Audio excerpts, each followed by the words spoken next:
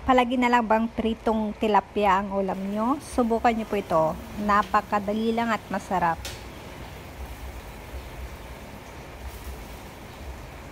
So, una, iprito po yung isda. Yung tilapia na yan is native, kaya masarap po siya. Napakamura lang ng bili namin yan. 50, 1 kilo. Yung mami sa school. Ang mura niya, no? Native na, tapos mura pa. Pag sa market, mga 160 siguro 1 kilo niyan. Saka sariwa, bagong huli. May audience ako.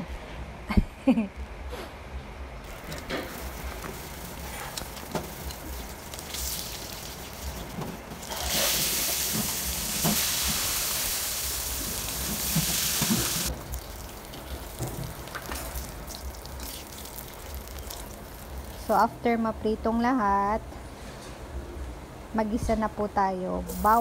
Luya. Una po yung luya, tapos bawang sibuyas.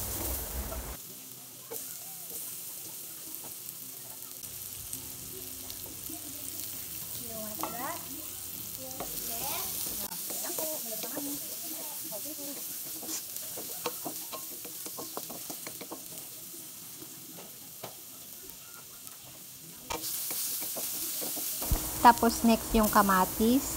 Napakamahal ng kamatis ngayon, no? 10 piso. May audience talaga ako pabalik. Gusto niya magluto. Minsan siya ang inaano ko. Kunwari maghalo-halo siya dyan para matuto. Nahayaan ko lang.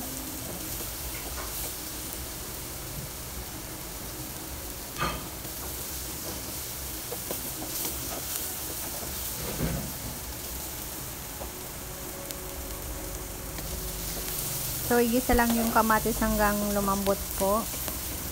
Tapos, naglagay ako ng patis. Konting patis. Kasi yung prinito nating manok, may asin na po yun eh.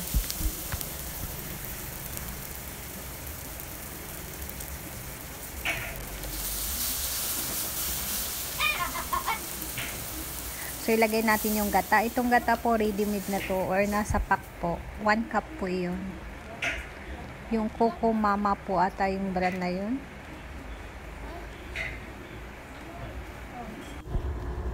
Tapos naglagay po ako ng paminta.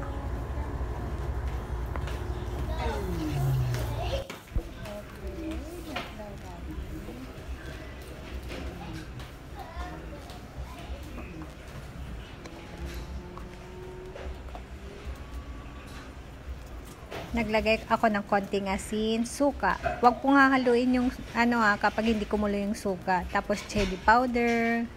Pwede kasi ako sa maanghang. Mix lang. Pag kumulo na, tsaka yung timpla is ayos na, ilagay na yung talong.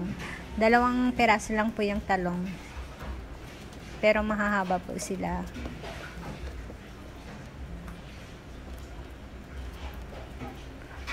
Paminta, nag-add ako ulit.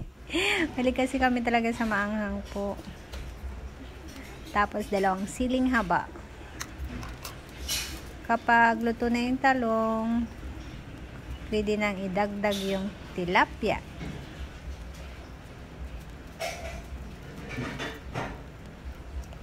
So, papakuluan yan po. Tapos, itabon doon sa